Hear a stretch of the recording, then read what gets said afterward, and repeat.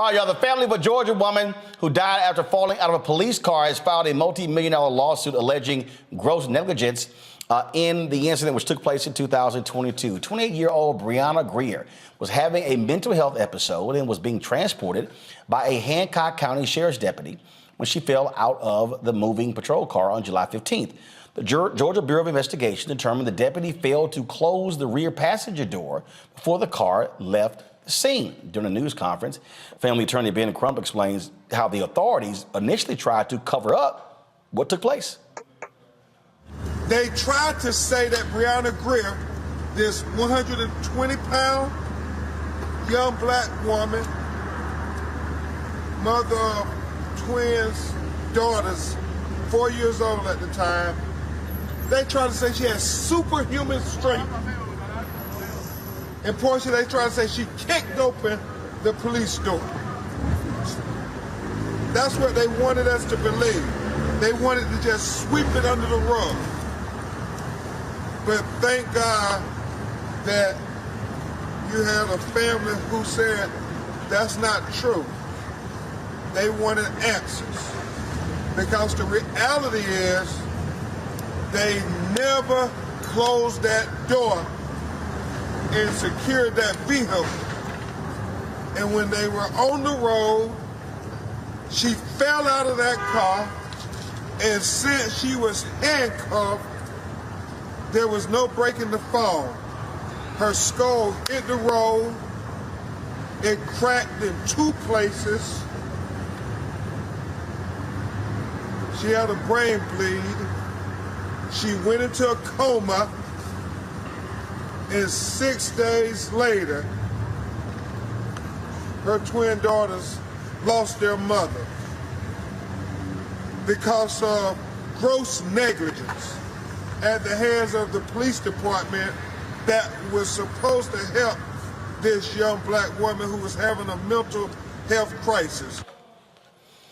The $100 million federal civil rights lawsuit names Hancock County Sheriff Tomlyn Primus, his brother, Lieutenant Marlin Primus, and Deputy Timothy Legette as defendants. I don't know how in the world, Tommy, you can justify not closing the door and this woman ends up dead.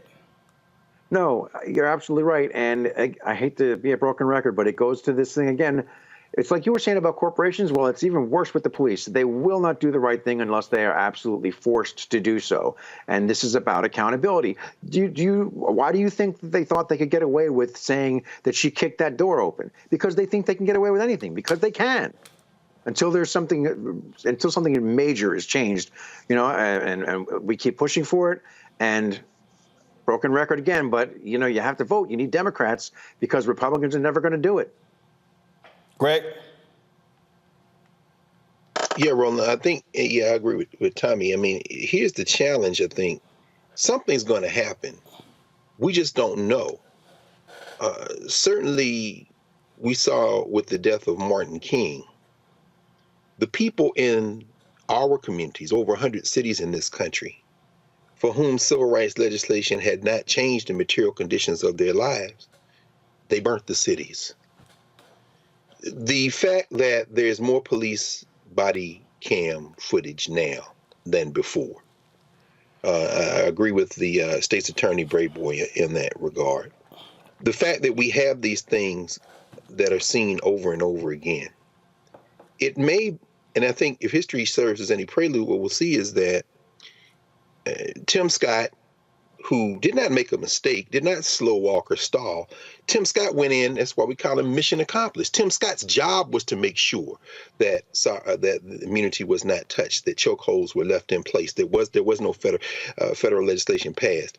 The fact that people didn't show up, as you say, at his announcement and overwhelm the announcement with cries for what he did, that is one way of showing the reaction. Another way of showing the reaction is that when someone is stopped and they've seen enough of this footage, they don't give the police an opportunity to kill them. And I think we understand how that works in this country. If you're not going to do the policy fixes, you leave the most vulnerable people with no choice. As Ice Cube once said, I'd rather be carried by 12 than I'd rather be judged by 6 than carried by 12. And I'm not calling for that at all. What I'm saying is we have an option. Fix the policy. But what is not going to happen is that this is going to continue. And don't be surprised when people say, since you will not change the law, I am certainly not going to be a martyr tonight in the dark with these hunters who have come out here to kill me. You think I'm just going to stand here and be killed? Let's dance. I'm not calling for that, but history shows us that that is what will happen when enough of this happens. And when that one incident happens that sets that off, woe unto the cascade. We have an option to avoid that, but we need to take very seriously the fact that if we don't, that is the likely result.